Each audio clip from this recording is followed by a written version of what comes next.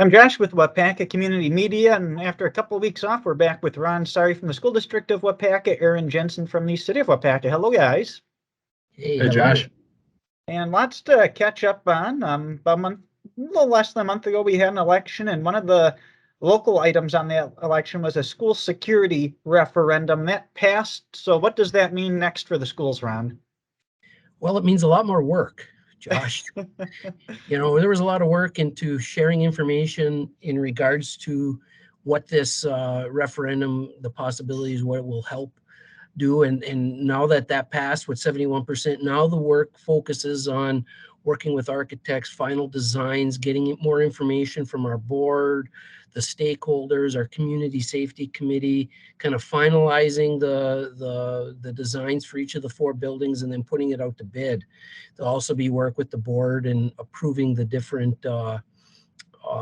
bonds that we'll have to go for. But having 71% of our community supporting that safety referendum for single point entrances in each of our 4 buildings was something that we're very excited about. That it wasn't a partisan issue where one side or another side. I felt like with 71% support that our community came together and said, yeah, we think this is a valuable thing to keep our kids safe and our staff safe. So yeah, it's exciting. So maybe I'm too soon in asking, but when do you anticipate that this would actually be complete? Would this be something going in the next school year or longer than that? Well, I would love for us to break ground in April or May, but our fear, and when we just had some initial conversations this week with the architects, they're saying maybe not until June, and I get it. There's supply chain issues and there's other factors. So probably they're right, and maybe it will be June. I'm still trying to push to get some of this work started sooner than that, because some of this stuff doesn't impact internal, like the WLC, for instance. That's all outside of the envelope of the building, and I think we could get some of that work going before school ends. But if it's in June, it's in June, and our hope, Josh, is to get this all completed before school starts in September in the fall there.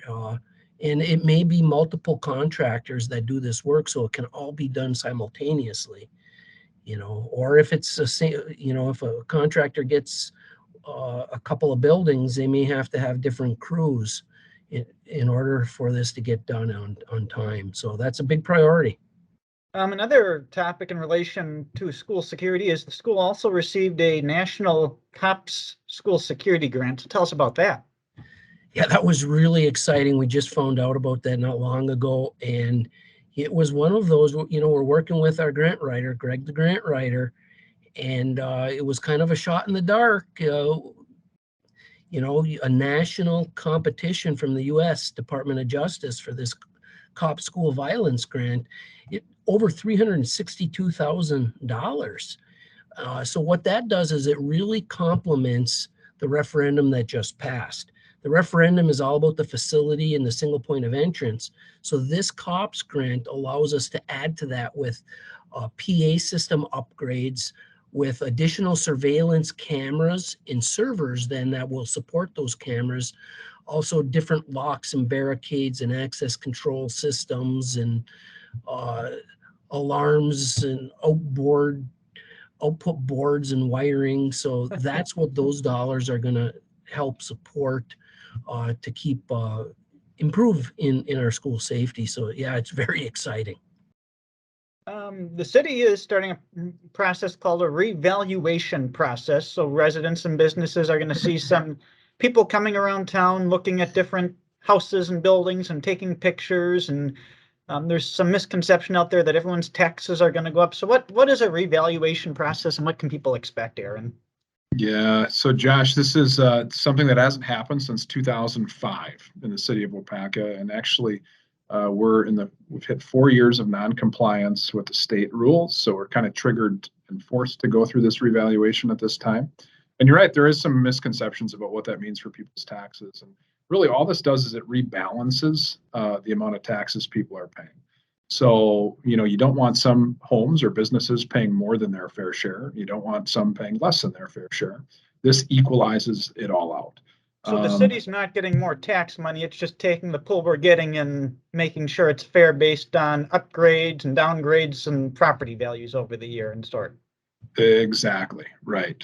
So it doesn't affect the levy amount. Like you said, the city is not getting necessarily more, well, they're not getting more tax money due to the revaluation. So this is, again, just equaling the playing field. Right now, our ratio is at 78%. It's supposed to be at 100 is balanced. So that kind of gives you an idea of where we're at. And yeah, I think just you mentioned there will be people coming around over the next several months. Right now, Bomar Appraisal is doing that. That's our assessors we work with. That's who we contracted with to do this entire reval, which will happen over the course of a better part of a year. Right now, for the next 4 weeks, the gentleman who's going around and doing this is in a black 4-door Subaru Legacy. So people can keep an eye out for that and know that that's what they're doing. And yeah, if there's any questions, there's some great question and answer documents as well as explanations, narratives on our city website that people can go and learn more about the process. If there is an objection to a change in the assessment, residents or businesses always have avenues to have those conversations with the assessors. And that's all spelled out on the website as well. If there's any questions, they can contact City Hall at any time too. Right. One of the things, maybe a result partially of COVID, is more accessibility of doing things online, doing things from home, or more flexibility. And the city's making some steps in that process by starting out with getting building permits. A process online where you can apply online, pay online, do the whole process without coming to City Hall. And that's going to keep snowballing into other licenses and permits across the city over coming months. So tell us about that. You tell us about it, Josh. You've been working on it for a long time. Yeah, go ahead. So we're partnering with a company called SmartGov, who develops online platforms that handle the whole process. So it allows us to be paperless. A lot of things that get applied for through the city have to go to multiple staff to get approvals or get checked off. So this allows, when appropriate, simultaneous to happen. So it may streamline or make things timelier. It eliminates duplicate data entry. It makes sure the right data is received. But going forward, all building permits and planning and zoning permits are now online. So you'll go to cityofwaupaca.org and click on license and permits. The first time you do it, you'll make an account, and then you can log in and apply. There'll be a history of everything you've applied for. You'll be able to check progress on approvals or anything else with it, and then you can pay online. And for many people, this will save a trip to City Hall if you don't need to speak to someone on staff. And over the coming months, everything from cat and dog licenses to mobile food truck permits and everything we offer will eventually be migrated to this system. But we're going, step by step and making sure everything works well before putting the next set on there. And people who don't have a computer, don't have internet, are uncomfortable, we've got a kiosk and staff help at City Hall to get you through that process. But when COVID was going on, I needed to renew my driver's license, and anyone dreads going to the DMV in the first place, and two, with COVID, it's like, okay, what's the process going to be? And I had no clue, but you could renew them right online. I thought that was great. So, we're getting more with the times and expectations that people have to be able to do that stuff more conveniently. And once we're settled in, I know there'll be efficiencies with staffing to get stuff done potentially quicker. I mean, there's certain stuff that still has to get approved by city council, and we can't necessarily change those timelines, but things that don't, we may be able to get out sooner and better serve people. Yeah, I think you hit all the points that I was going to hit on, Josh. And the only thing I'll add to that is that it's been a ton of work from you primarily and our community and economic development staff over the course of a lot of months, all to hopefully make our processes more seamless, more efficient for not only staff, but residents and business owners. And we look forward to hearing the feedback, and you mentioned it, but if you're struggling with it or have some questions, come in, call. We have that kiosk at the front desk. We can help walk you through it right there. So. Perfect. Rotary Club's been very supportive of the community and recently very supportive of the school district, presenting a couple of your teachers with some different grant awards around. Yeah, Rotary is a strong supporter of our schools, and every year they offer grants to different teachers. They can write Rotary and say, hey, this is what we need, and here's why, here's how much. And this year they offered, or they approved 4 of the, I believe there were 14, if I'm remembering correctly, 12 or 14 requests. They approved 4. So it is a little competitive. There's a total of over $3,000 that was approved. And so at the high school, Stephanie Knuth wrote for some Swivy robots for career presentations. A couple at the middle school, Ashley Nelson and Drew Madden, wrote some. And then Kerrigan Schneider at the WLC wrote one for a classroom library set. So yeah, it's nice to see that. And our staff is very pleased with that.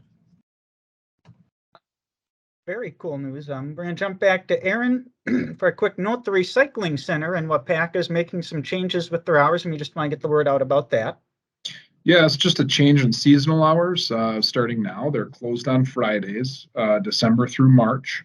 They are still open on Saturdays and Mondays, and those times are Monday from noon to 6 p.m. and Saturday from 7 a.m. to 4 p.m. during that time frame. So just a reminder for anyone using the recycling center. And we want to close out. It's budget time. Both the school and the city have been working through budget processes, and I think overall some good news with some tax amounts trickling down a little bit. And I guess we'll jump to Ronnie and talk a little bit about what's going on the school's end. I think taxpayers like to hear the sound of people saying your taxes are going down. So thankfully, I'm able to say that the school district taxes are going to decrease this year. And that's because of the mill rate decreasing. In 2018-19, our mill rate was 10.84, so $10.84 per thousand of property value. 4 years, time goes by. This year, it is 5.64. So that's a 52% reduction in the mill rate, or $5.20 over the past 4 years. And it's probably more than 30 years, but Carl Hayek, our Director of Business Services, has said at least it's the lowest mill rate in at least the last 30 years for the school district. And, we were able to do that, and we were able to give our staff a little raise and balance the budget as well. So we're pretty pleased with that.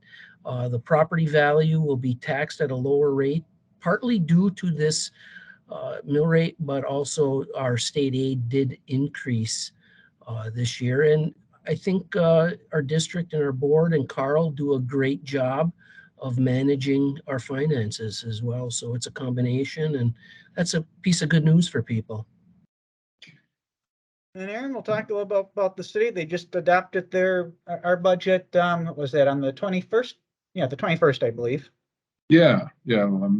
Not last month, not 2 months or 2 days ago Monday, but the Monday before that, whatever that was. I think it was the 21st. So a lot of what Ron said is a similar story for the city.